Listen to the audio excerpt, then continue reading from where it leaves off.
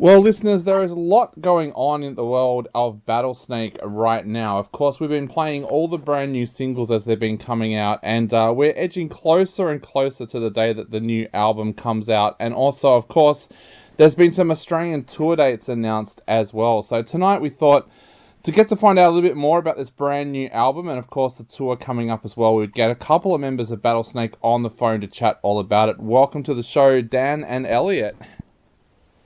What's going on? How are you, Dave? It is going really, really well. Now, guys, I've got to say, this brand new album, I've had a little bit of a sneaky listen, and it's a great album. So, guys, tell us a little bit about this album. What can our listeners expect from this one? Look, I think the last one, if the last one was anything to go by, we're going to call it the Bible 2. It was heavily influenced by the Bible.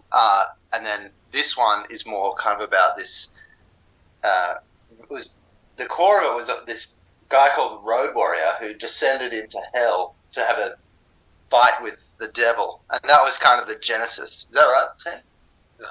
Yeah, that's right. And then it melded into this gigantic church on tank tracks that roams the waste eternally. And then this album kind of different creatures and things that come from this colossal church. So tell us a little bit about the writing process. How do you guys go about the writing process for an album like this, especially with ideas like that coming through? So it usually kind of works. We kind of do it in stages, I guess. So initially, there's kind of like a skeleton team that is Elliot, Sam, and James Rutherford, one of the guitarists. And they'll get together for a week or so and kind of throw around concepts and riff in general rough structures and all that kind of stuff.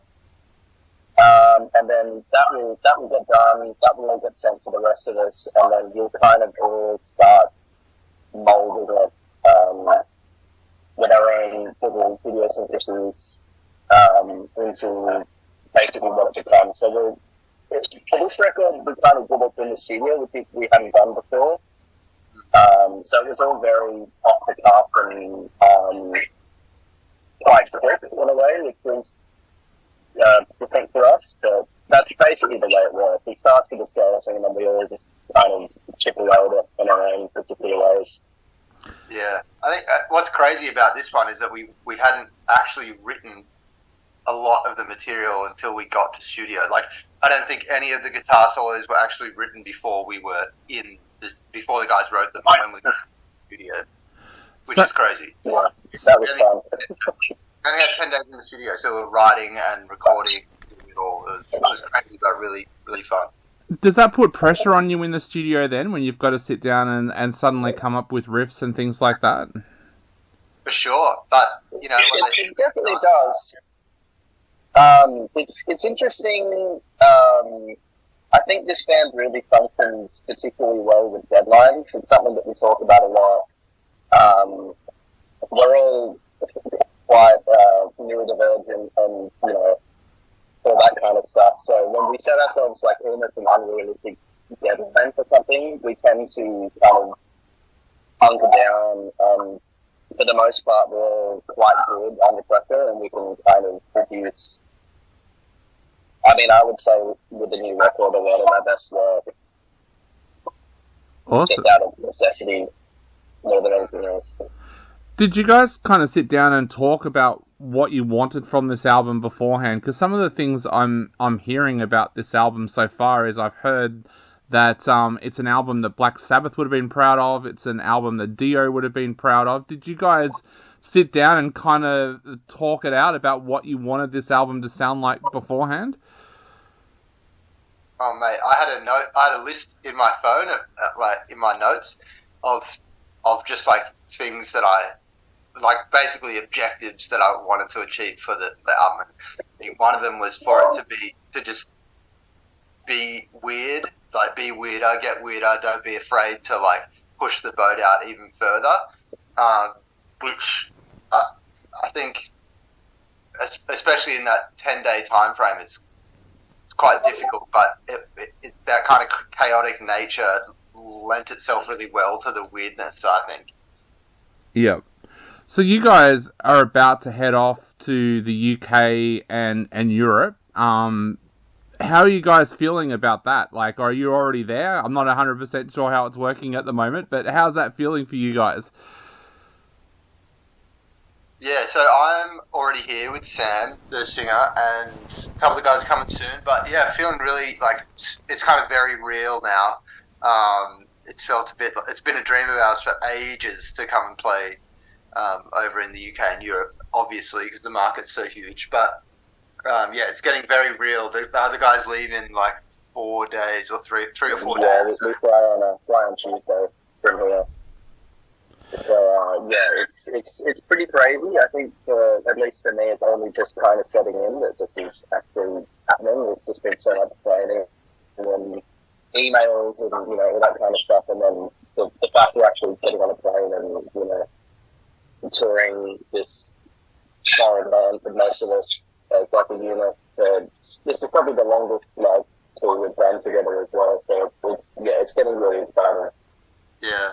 Oh, and the fact that we're also selling tickets is crazy to me. Like, people in London are buying tickets to our dumb show. It's wild. I was going to ask that with the album coming out, does that make you guys even more nervous? Because of course more people in Australia became aware of you guys because of your shows with Kiss and the Smashing Pumpkins, but now also people in the UK and right across Europe are aware of the band as well. Does that make you feel a little bit more nervous with the album coming out? Never. More excited. Yeah. Like we're so ready, like we're just keen for whatever happens. This is why we do it. Like, why would we be nervous about the result that we've been working towards? It just makes me really excited.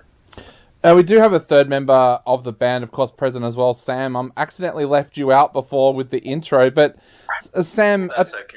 A tour like this as the singer, like, how do you prepare for a tour right across Europe and across the UK, especially with your vocals? How do you prepare for that? I have no idea. I'm just going to see how it goes, I guess.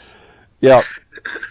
Sam's a pro. He's been doing all these vocal warm-ups and all these different things. He's a real pro. Just going to run with it. Now, guys, the headline tour of Australia as well, you've got to be pretty excited about that. And correct me if I'm wrong, but I think the album actually comes out on the first day of the tour as well. Was that something that you guys planned? Yeah, definitely planned it around that.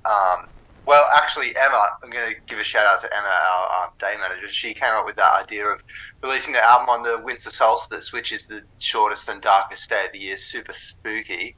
And yeah, it was definitely intentional to try and capture as much attention as we possibly can in this attention deficit that is the industry at the moment. So what have you guys got planned for those set lists? Because you guys have got some amazing tracks out there and you're adding to that now with a new album. How are you going about putting together a set list for the Australian tour? It's really interesting being in a place. I think we're really fortunate that we've written as much as we have, but we're now kind of getting to the place of what do we want the show to be, what music do we want to feature. I know that there will be a lot of the new record, just stuff that is currently unreleased will be on the set list, the stuff that is released I think we'll be in the set list. But just, yeah, I think a big deal for us as a band is like curating a really, really powerful set, whatever that may be. So we're kind of in the process of figuring out the wildest power and a bit that we can muster. Yeah, it's weird, having to like cut songs that you really like because we don't have enough time in the set. Like having written enough music now where you're having to pick and choose between your favourites. But we'll definitely be playing the whole of the new album. Yeah, I was going to talk about with the favourites. Of course, there's your favourites and then there's fan favourites as well. Does that often marry up, or is that doesn't marry up for you guys? Yeah, I don't even know what our fans what their favourite songs are. I don't really know. Like, but obviously Nightmare King's a big favourite, everybody's. But I just hope that I want to play. We usually play Let There Be Rock at the end of the set, and that's just like chaos, and everyone goes absolutely wild. And I'm pretty sure that the fans hang out for something like that at the end of the show, just this completely chaotic scenes. So I don't know if we'll be playing that particular song, but we'll be doing stuff like that. Yeah, so you guys, like I said before, you've got the tour in Europe, and then you've got the tour in Australia when you get back. What have you guys got planned for the rest of the year after that? Like, are you going to take some time out, or are you going to start working on new tracks? What's the plans for the rest of 2024? Time out, Dave. What are you talking about? Yeah, we don't stop. We got. I don't know if it's a secret yet, but we're more than likely going back to Europe in September, October, and on top of that, writing for the next album as well, and hopefully recording by the end of the year. So there's a fair bit on. Awesome. Well, guys, we're going to play the brand new single off the album right now. So what would you like to say to all of our listeners out there, not only before they listen to this single, but before they also go out and grab a copy of the album on June 21st, the winter solstice? Open heart, open mind, you know. Come prepared. Come prepared. Come see the live show. It's crazy. Have fun. Have fun. Have fun listening. Have fun.